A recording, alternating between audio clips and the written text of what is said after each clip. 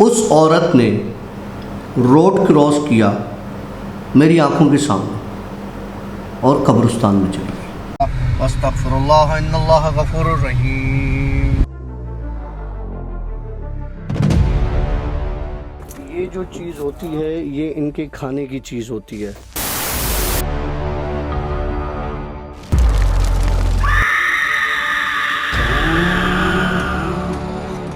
अच्छी खूबसूरत चीज़ें और बदसूरत चीज़ें, हर खूबसूरत चीज़ अंदर से बदसूरत ज़रूर होती है।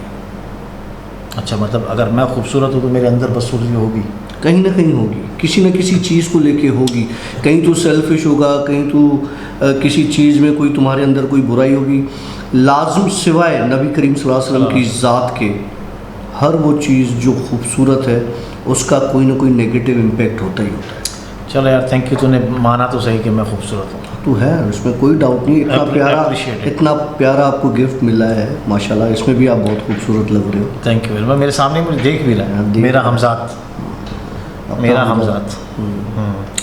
हाँ, अच्छा, ये बात करने का मकसद ये था मेरा कि देखें, कुछ जिन्नात की किस्में ऐसी हैं जो आपके पास खूबसूरत शक्ल में आती हैं, ठीक है, उसके बाद वो अपना रूप बदलती हैं, वो बदसूरत हो जाती है, ठीक। ना वो सिंड्रेला होती हैं, ना वो आपको प्यार करने आती हैं। हाँ, अगर कोई ऐसी खूबसूरत मखलूक, कोई ऐसी खूबसूरत जिन, कोई बला, कोई चुड़ैल अगर मैं सो रहा हूँ और मुझे आगे सर पे प्यार कर रही है या मेरे कंधे पे प्यार कर रही है, तो खुदा की कसम मैंने उसको नहीं बुलाया, वो अपनी मर्ज़ी से आई है और मैंने वो चीज़ नोटिस की है, मैंने देखी है, तो मैंने वो किस्सा बताया है आपको, ठीक है। किस्सा सुनाता हूँ एक औरत का, जो कि मेरे साथ ये वाक़या हुआ है और ज़ाती, मतलब ये मेरा पर्सनल एक वाक़या है जो मुझे शेयर नहीं करना चाहिए, लेकिन मैं आप लोगों के साथ शेयर कर रहा हूँ क्योंकि आज का टॉपिक बहुत इस तरफ चला गया ना, तो इस वजह से मैं आज बता ही देता हूँ आपको। आशी, मैं कराची में हुआ, मुझे पता है मेरी मिसेज़ मेरे कान खींचेगी, लेकिन चलो यार, होता है, बता तो है, तुम्हें बताया था मैंने। डिलीट तो नहीं करवा देगा? नहीं, उसे बता दिया था मैंने ये किस्सा। मैं कराची में हुआ तो जिस हॉस्पिटल में मैं जॉब कर रहा था स्टार्ट में, ठीक है, वो एक गुंजान एरिया में है, बहुत लोग आते जाते हैं और काफ़ी अच्छी हॉस्पिटल है।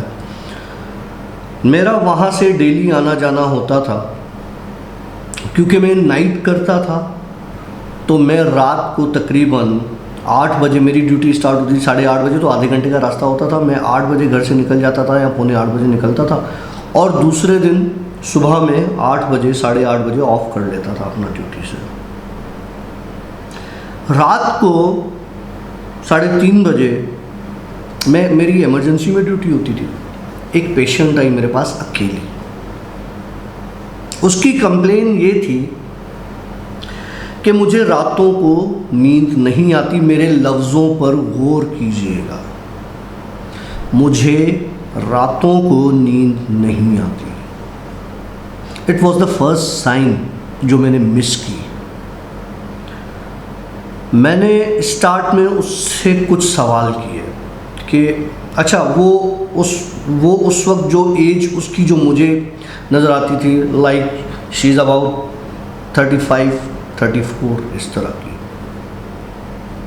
मैंने उससे हिस्ट्री ली, उसका नाम पूछा जो एक नॉर्मल डॉक्टर करता है, मैरिटल स्टेटस पूछा, कहने लगी कि मैं अनमैरिड हूँ। अच्छा, अकेली रहती हूँ, जॉब करती हूँ, सुबह में जॉब पर जाती हूँ और रात को मुझे नींद नहीं आती। तो मुझे लगा डिप्रेशन में है, ऑब्वियस, इतनी एज हो गई, कोई ना कोई इशू फैमिलीज़ के इधर उधर हो जाते हैं बंदे के साथ। मैंने उसे एंटी डिप्रेशन लिख के दे दी, वो मेडिसिन लेके चली गई, ठीक हो गया। एक हफ्ते तक, अच्छा, बहुत प्रिटी थी माशाल्लाह, बहुत खूबसूरत थी, डिसेंट लेडी थी।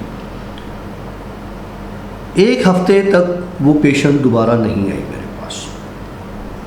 एक हफ्ते, क्योंकि मेरी ऑल्टरनेट नाइट्स होती थी, हो सकता है किसी ऑल्टरनेट नाइट में आई, मेरे पास नहीं आई।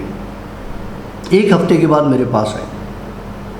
वो टेबलेट्स जो मैंने लिख के दी थी, एंटी डिप्रेसेंट और कुछ सेडेटिव्स, उसके खाली रैपर लेके टेबलेट्स के, कि मैं एक रात में ये 2-2, 3-3 खा रही हूँ। That was the second sign. मैंने कहा 2-2, 3-3 यार, ये एक टेबलेट अगर कोई खा ले तो 24 घंटे उठता नहीं है, इसमें इतनी नींद होती है। ये एक रात में 2-2 पैकेट खा लेती है, 3-3 पैकेट खा लेती है यार, मतलब स्ट्रेंज। या तो ये एडिक्ट है, कोई नशा वशा करती है ऑलरेडी पहले से ही, कोई पार्टी वार्टी टाइप है, लेकिन ऐसी लगती नहीं थी। बहरहाल मैंने उसे कहा कि ऐसा मैंने कभी नहीं देखा कि ये इतनी मेडिसिन आप रात में खा रही हैं, नींद नहीं आ रही। मैंने कहा अब आप मेरे ख्याल से कि किसी अच्छे डॉक्टर को, न्यूरोलॉजिस्ट को, किसी को दिखाएं ताकि वो रूल आउट करे कि मसला क्या है, क्योंकि नींद तो बहुत ज़रूरी है। कहने लगी नहीं, वो मुझे जो है ना कोई ज़्यादा नहीं तो, अब उसकी बात सुनना, वो आगे क्या कह रही है। ज़्यादा नहीं तो मुझे ये आदत जो है ना 2-3 सालों से, जब उसने कहा ना 2-3 सालों से, तो मेरे 6 सेंस ने काम करना शुरू कर दिया। मैंने कहा एक रात कोई ना सोए, दूसरे दिन वो ज़रूर आधा घंटा, 1 घंटा, 2 घंटे सोएगा, तीसरे दिन सोएगा, दूसरे दिन सोएगा, लेकिन सोएगा यार। लाइक 3-4 साल से जो ना सोए, मैं मतलब मेरे मानने की, वो कह रही थी कि मैं 3-4 साल से मैं सोई नहीं। उसने ये नहीं कहा कि रात को नहीं सोई, दिन में भी नहीं सोई। उसने मुझसे कहा कि मैं 3-4 सालों से नहीं सोई, बिल्कुल नहीं सोई। बिल्कुल नहीं सोई। अच्छा, चल ठीक है। अब मुझे वो चीज़ जो है ना वो तंग करने लगी। मैंने कहा यार ये 3-4 सालों से नहीं सोई, लाइक इसको किसी डॉक्टर, तो मैंने उसे डॉक्टर का नाम बताया। मैंने कहा यार ये सुबह में होते हैं हमारे पास इस टाइम पर, आप काइंडली आ जाएं, आपका शायद कोई CT स्कैन, कोई MRI, कोई ऐसा कोई इशू हो, करवा के देख लेंगे, पता चल जाएगा कि आपको नींद क्यों नहीं आती और मुझे कोई सीरियस इशू लग रहा है आपका। तो कहने लगी हाँ मुझे सीरियस इशू है और इन दवाओं से मुझे नींद नहीं आएगी। तो मैंने कहा कि क्या आप कोई ड्रग लेती हैं, कोई सिडेटिव इंजेक्शंस लेती हैं? क्योंकि अक्सर होता ही है यार, सॉरी डॉक्टर्स, मैं कुछ ऐसे डॉक्टर्स हैं यार जो इस फील्ड में इतना डिप्रेस हो जाते हैं, फिर वो सिडेटिव इंजेक्शंस लगाते हैं अपने आप को ना। मेरी भी हैं कुछ सर्कल में ऐसे लोग, सॉरी टू से यार, ये बुरी आदत है, ऐसा ना किया करो। अच्छा, फिर तो मुझे तो कहने लगी नहीं, मैंने आज तक सिवाय इन टैबलेट्स के कोई दवा इस्तेमाल नहीं की, ना मुझे कभी कोई बुखार आया, ना मुझे कोई और बीमारी हुई, ना ही मैंने किसी चीज़ के लिए, ये मैं आपके पास आई थी, आपने मुझे मेडिसिन दी, मैंने खा के देख ली, मुझे असर नहीं हो रहा। मैंने कहा आप सुबह आके न्यूरोलॉजिस्ट को दिखा दें। मेरे लिए एक अजीब सा केस था। अब वो सुबह में घर गया तो मेरे दिमाग में वो औरत घूम रही थी यार, कहीं कुछ ना कुछ लोचा है, कुछ ना कुछ है, कुछ ना कुछ है। मैंने गाड़ी निकाली, उस न्यूरोलॉजिस्ट के जो ड्यूटी आवर्स हैं मैं उसमें पहुंच गया, OPD आवर्स में। मैंने कहा ये आएगी, लास्ट भी आएगी। मैंने जाके न्यूरोलॉजिस्ट से ये सारा मसला डिस्कस किया। उसने दोनों हाथ सर पे रख लिए, उसने बोला यार ऐसा कैसे हो सकता है, मैं नहीं मानता, ऐसा नहीं हो सकता। मैंने कहा वो पेशेंट आपके पास आएगी, आप देख लीजिएगा। बैठा रहा, वो 2 घंटे करता है OPD, पेशेंट नहीं आई, चला गया उठ के। मैंने कहा यार ये तो आई नहीं, कहीं और दिखा दिया होगा, कोई जान पहचानने वाला होगा।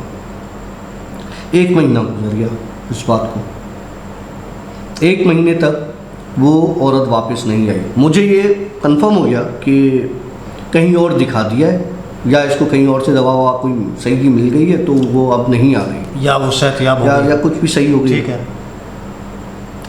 एक रात मेरी थोड़ी तबीयत ख़राब हुई, अजीब सी तबीयत हुई, तो मैंने अपने रिलीवर को कहा, मैंने कहा यार ड्यूटी तुम संभाल लो और मुझे कुछ भारी भारी सा हो रहा है, मेरी तबीयत में मज़ा नहीं है, मैं घर जा रहा हूँ और तुम कर लो, तो फिर मैं 1 नाइट में तुम्हें रिलीफ दे दूँगा, तुम चले जाना। ये काफ़ी पुरानी बात बता रहा हूँ, मैं जब नया कराची गया था।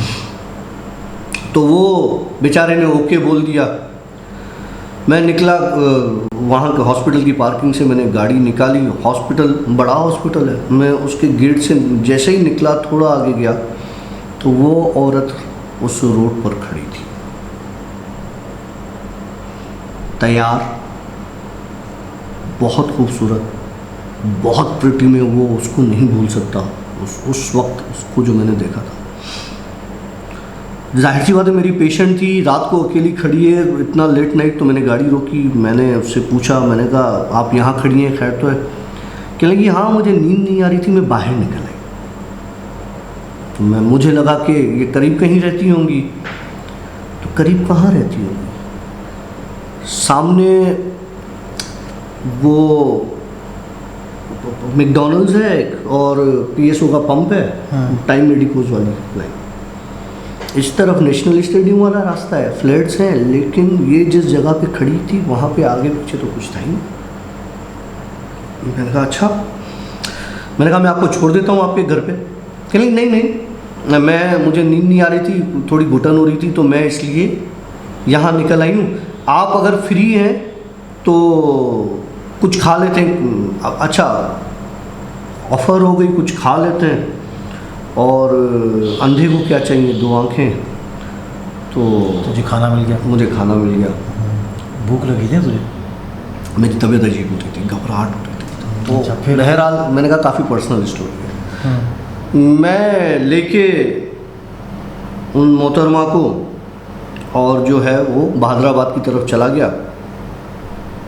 हमने खाना वाना खाया, तो मैंने उनसे कहा कि चलो अब मैं आपको ड्रॉप करता हूँ, काफ़ी लेट हो रही है और मेरी तबीयत में भी मज़ा नहीं है, लेकिन अब मुझे खाना, शायद भूख लगी हुई थी या सर में दर्द होगा, कोई शुगर वुगर डाउन हो गई होगी, तो अब बेहतर लग रहा है, तो आपको घर छोड़ के मैं घर चला जाता हूँ। कहनी अच्छा ठीक है, आप एक काम करें, वो गोरा कब्रिस्तान वाला रोड ले लेना वहाँ से। अच्छा, मुझे लगा कि ये हॉस्पिटल आई हुई होंगी किसी डॉक्टर को दिखाने, और टैक्सी में या किसी में आई होंगी, और वापस इनके पास गाड़ी वाड़ी नहीं है, तो मैं उनको यहाँ से ड्रॉप करके और मैं बाहर जौहर से निकल जाऊँगा। जैसे ही गोरा कब्रिस्तान वाले रोड पे पहुँचे, बहरिया कब्रिस्तान, बहरिया यूनिवर्सिटी के बाद कब्रिस्तान आता है। अच्छा, वो वाला कब्रिस्तान मेरे दिमाग में गोरा कब्रिस्तान घूम रहा है। बहरिया यूनिवर्सिटी जो बनी हुई है उसके बाद एक कब्रिस्तान आता है, या पहले आता है शायद वो। तो उस रोड से हम गुजरे, कब्रिस्तान जैसे ही आया, मुझे कहने रुके रुके रुके रुके। मैंने गाड़ी को ब्रेक में लगाई, कहने मुझे यहीं उतार दे। तीसरी साइन, यहीं उतार दे, तो इस सामने कब्रिस्तान है रोड के उस तरफ, इस तरफ घर है, लेकिन एक लंबी दीवार है, घर आगे जाके एक ब्रिज क्रॉस करने के बाद फिर पूरी कॉलोनी है। मैंने कहा कॉलोनी में घर है तो यहाँ क्यों उतर रही है? अब मेरे दिमाग में सवाल आना शुरू हो गए। मैंने कहा मैं आपको घर तक छोड़ देता हूँ। तो कहेंगे नहीं नहीं, वो घर तक मैं अगर जाऊँगी ना तो फिर बात अच्छी नहीं लगती, मुझे थोड़ा दूर उतार दें, तो ऐसे नहीं कोई कुछ कहे मैं अकेली रहती हूँ और इस तरह से। मैंने कहा मेरी बात समझ में आ गई। मैंने कहा ये ठीक कह रही है यार, सही बात है, और हमारी कोई इतनी जान पहचान भी नहीं है। तो मैंने बहरहाल वहाँ पे उनको, मोहतरमा को उतारा। मैंने कहा भले ही ये आगे जाए, तो मैं आहिस्ता आहिस्ता, काफ़ी देर हो गई है, अंधेरा रास्ता है यार, कुछ पता नहीं हालात ख़राब हैं, क्या है क्या नहीं। मैंने गाड़ी खड़ी की, उस औरत ने रोड क्रॉस किया मेरी आंखों के सामने और कब्रिस्तान में चली गई। एक खूबसूरत औरत जो मेरे पास 2 हफ्ते आई, 1 महीने के बाद मेरे साथ चल के मेरी गाड़ी में बैठ के खाना खाया, खाना खाने के बाद एक कब्रिस्तान के सामने आके गाड़ी रुकवाई और उतर कर कब्रिस्तान में चली गई। औरत ही होगी, मैंने तो औरत देखी थी, तो खूबसूरत थी, ठीक है। अब मेरी नज़रें सिर्फ कब्रिस्तान की तरफ, वो कब्रिस्तान में अंदर दाखिल हुए। अब सीन सुनो, अब होता है मेरे साथ सीन स्टार्ट। मेरी तबीयत बिगड़ना शुरू हुई उसी वक्त। जो भारीपन मुझे हॉस्पिटल में हो रहा था ना, और इसके साथ घूम फिर के खाना वाना खा के जो मैं हल्का महसूस कर रहा था, शिद्दत से मेरी तबीयत ख़राब होना शुरू। मैं भागा वापस हॉस्पिटल, गाड़ी घुमाई, मैंने कहा नहीं, घर का किस्सा नहीं लग रहा मुझे, ये हॉस्पिटल जाना चाहिए। तो मेरे डॉक्टर ने, जिसको मैं छोड़ के आया था, मैंने कहा यार वो मेरी तबीयत ख़राब होगी, मुझे लग रहा है कि मुझे चेस्ट पेन हो जाएगा या कुछ हो जाएगा, मुझे बहुत ज़्यादा घबराहट हो रही है। और तो कहने लगा यार तू अच्छा हुआ आ गया, वो तुम्हारी एक पेशेंट बैठी है बाहर।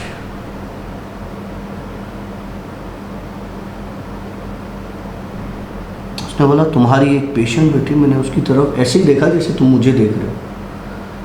मैंने कहा कौन सी पेशेंट? लगा यार वही जिसको नींद नहीं आती, वो नशाई जो है। और मैंने कहा यार, मैंने कहा मजाक कर रहा है? बोला नहीं, अंदर वेटिंग एरिया में। मेरे पाँव लिटरली कांप रहे थे उस वक्त। जब मैं वेटिंग एरिया में गया तो वो बैठी थी, मुझे कहने लगी तुम तो आधे में छोड़ के चले गए, मुझे लगा तुम आओगे। मैंने कहा अब मेरी उससे बात चल रही है। मैंने उससे कहा सच सच बताओ क्या है? कहने लगी मैं इसी हॉस्पिटल की हूं।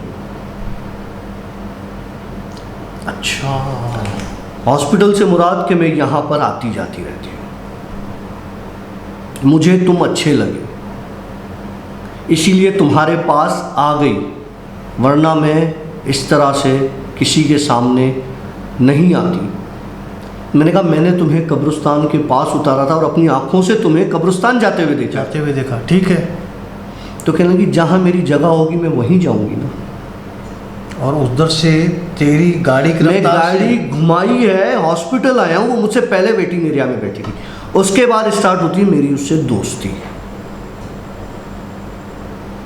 अब बताता हूँ मैं आपको खूबसूरत और बदसूरत चीज़ क्या होती है।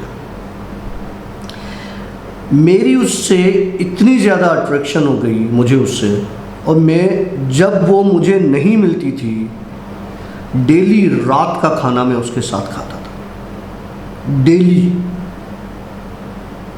ये सिलसिला 4 महीने तक रहा मेरे साथ। इतनी खूबसूरत थी कि मुझे उसको छोड़ने का दिल नहीं करता था कि मैं उसे छोड़ूं। वो इतनी ज़्यादा खूबसूरत थी। वो मेरे साथ बैठती थी, कभी खाना खाती थी, कभी नहीं खाती थी। मैं अकेला खाना खाता था, कुछ बात नहीं करती थी सिवाय चंद बातों के, सिर्फ चंद बातें। एक बात कि तुम मुझे अच्छे लगते हो, दूसरी बात कि तुम मेरे साथ चलते क्यों नहीं, तीसरी बात कि मैं तुम्हारा इंतज़ार करती हूँ रोज़। क्या वो मेरी मौत थी जो मेरा रोज़ इंतज़ार करती थी? क्योंकि मेरी तबीयत ख़राब होती थी उसके बाद, उसके मिलने के बाद। लेकिन जब दूसरा दिन आता था, अगर मुझे उसका इंतज़ार होता था उसके आने का, कि वो आए और मुझसे मिले और हम कहीं जाएं और मैं उससे बात करूं, मैं बकवास कर रहा होता था, वो कुछ नहीं बोलती थी। वो एक बात करती थी, खींच के 2 बातें करती थी। कहने को बहुत वियर्ड चीज़ है, बहुत वियर्ड चीज़ है, ना मानने के बराबर चीज़ है। लेकिन उस औरत के साथ मैंने अपनी ज़िंदगी के बेहतरीन 4 महीने गुजारे। और अलग क्यों हुए उसका भी किस्सा बताता हूँ। एक दिन उसने ज़िद किया कि तुम मेरे साथ चलो। 4 महीने उसने फुल मुझे घेरा, मेरे ऊपर हावी हो गई, बिल्कुल पूरी तरीके से हावी हो गई। एक रात उसने मुझे बोला कि तुम मेरे साथ चलो।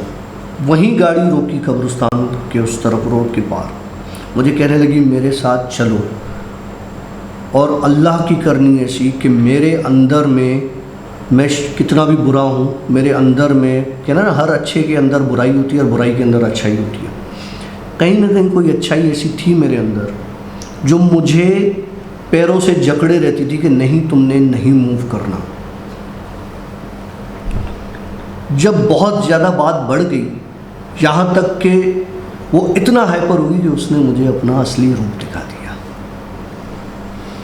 भयानक रूप। कहने लगी मैं 4 महीने से तेरे पीछे हूँ, अगर तू आज मेरे साथ चलता तो हम रोज़ दोनों इसी रोड पे इसी तरह से निकलते हैं।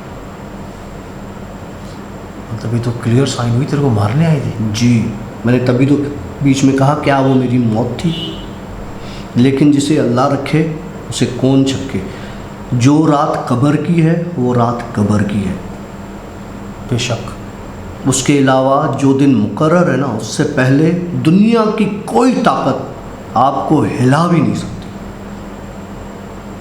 मेरे मालिक का करम करना था, जब उसने मुझे अपनी वो गंदी और इस तरह की हैबतनाक शक्ल दिखाई तो उसके 4 महीने की खूबसूरती में भूल गया।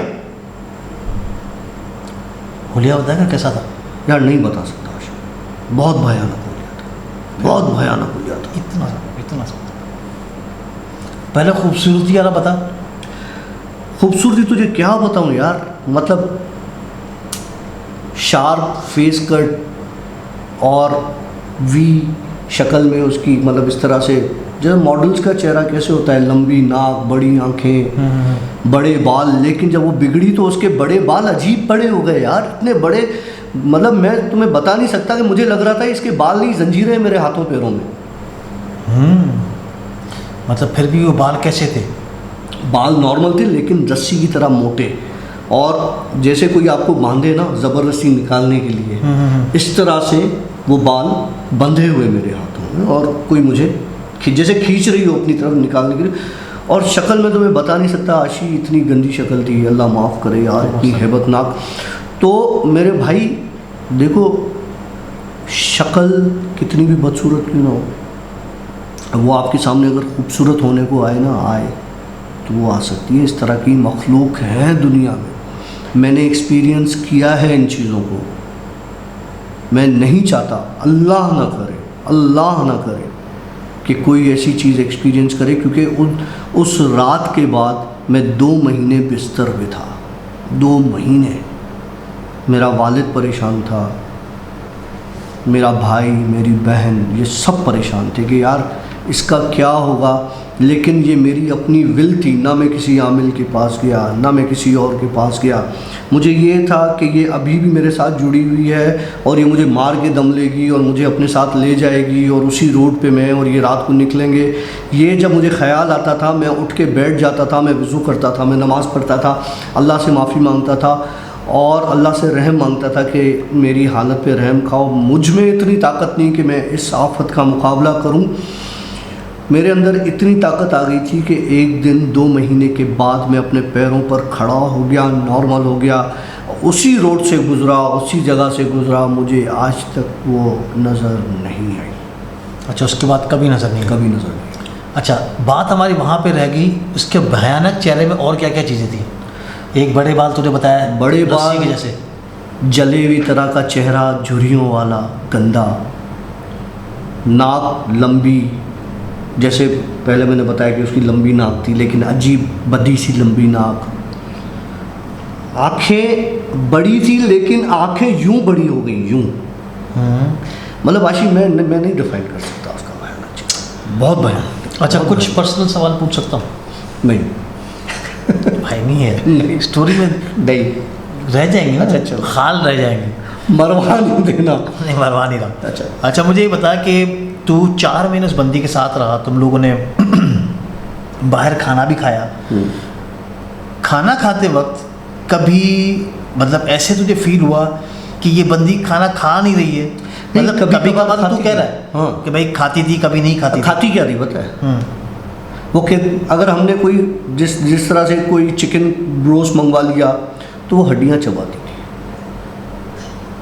तो जो उस वक्त कराहत नहीं होती थी? यार लोगों को होता है ना, वो रोज़ खा के साथ में हड्डियाँ भी चबा रहे होते हैं, कुछ लोगों की होती है। मुझे तो नॉर्मल, यार इतनी खूबसूरत रोज़ मेरे सामने बैठी है, 10 लोग आसपास देख रहे हैं, यार ये कौन बंदा है यार, इसके साथ इतनी प्यारी बच्ची बैठी है। हाँ, और वो जब हड्डियाँ चबा रही हो तो बाकी 10 लोग तुझे देख रहे होंगे। अच्छा, मुझे एक और चीज़ बता, कभी उस 4 महीने में उस बंदी ने बिल दिया? नहीं, कभी भी नहीं? कभी भी। वो 4 महीने तूने बिल भरा? मैंने बिल भरा। तो तूने 4 महीने बिल भरा तो उसके साथ कभी कुछ हुआ? और यार राशि छोड़ यार, कैसी बात है? नहीं मतलब देख, नहीं एक यार चुप हो जा यार, पानी। इस स्टोरी के साथ लिंक है, नहीं कुछ लिख ली, इस स्टोरी के साथ लिंक है। मुझे ये बता कि मतलब, अच्छा चल, इतना इनडायरेक्ट वे में, बेगम माफ़ी। हाँ, इनडायरेक्ट वे में मुझे खाली ये बता कि कभी उसने तुझे सब कुछ देना चाहा यार ना करने के लिए? देखो वो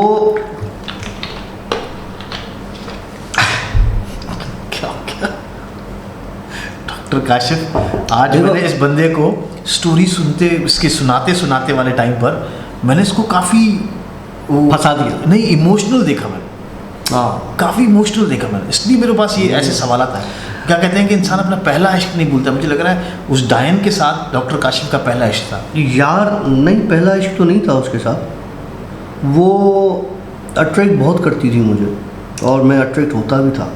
मेरा सवाल उधर है। और उसी का जवाब दे रहा हूँ। अच्छा चलो। तो मैं अट्रैक्ट होता भी था और क्योंकि वो शैतानी ताकत थी, नेगेटिव एनर्जी थी और शायद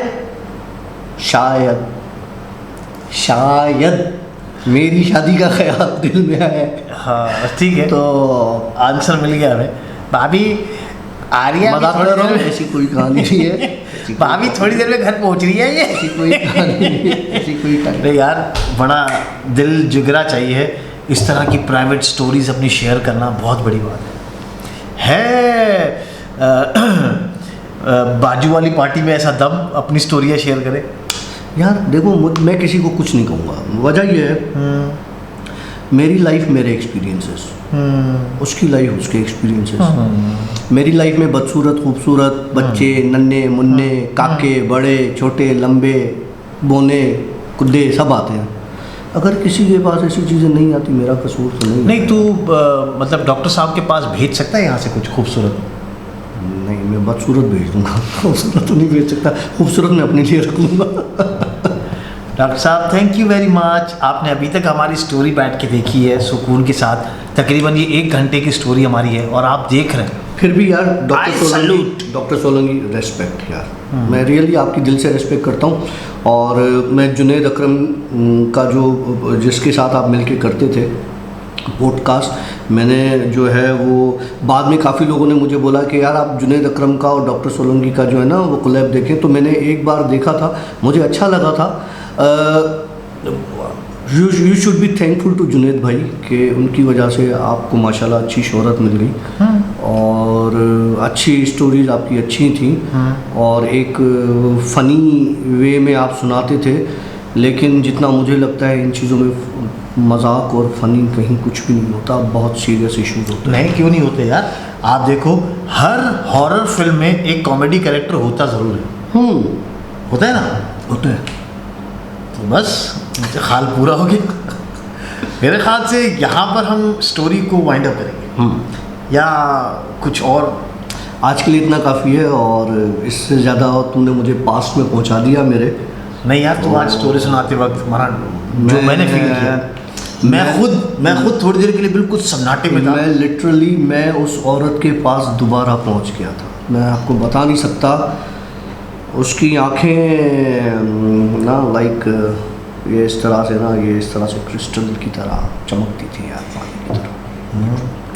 अच्छा, जो तू 2 महीना पलंग पे रहा, वो 2 महीने 4 महीने 2 महीने, तो जो तब तू बीमार रहा, 2 महीना बेड रेस्ट पे था, सब कुछ था, उस वक्त वो कभी आई तंग करने के लिए? नहीं, फिर नहीं आई कभी भी नहीं। उधर टॉपिक क्लोज। मुझे डर होता था कि मुझे मार देगी, लेकिन फिर मैंने अपने ऊपर काबू किया और मैंने अपने आप को हील अप किया, खड़ा हो गया। डॉक्टर साहब thank you very much for such a wonderful story.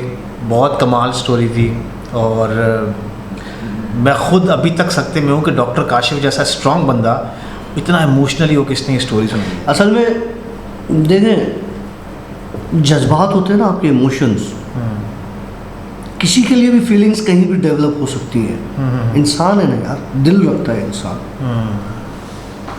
कोई भी चीज़ दिल पर आ जाए कुछ कह नहीं सकते आप, कभी भी आ सकती है।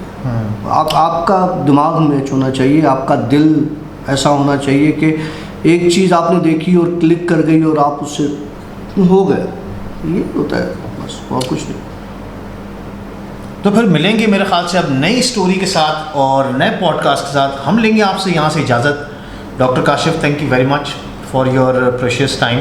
तू आता है सैटरडे संडे को, मतलब ये भाई दूसरे शहर में रहते हैं और स्पेशली यहाँ पे आते हैं अपने फैमिली से मिलने के लिए, लेकिन आप लोगों के लिए, मेरे लिए ये हमें स्टोरी भी सुना कर जाते हैं। जिंदाबाद। मिलेंगे एक नए ब्लॉग के साथ, एक नए पॉडकास्ट, तब तक के लिए से आप बाय बाय, अल्लाह हाफ़िज़। अस्तगफिरुल्लाह इन्नल्लाह गफूरुर रहीम। ये जो चीज़ होती है ये इनके खाने की चीज़ होती है।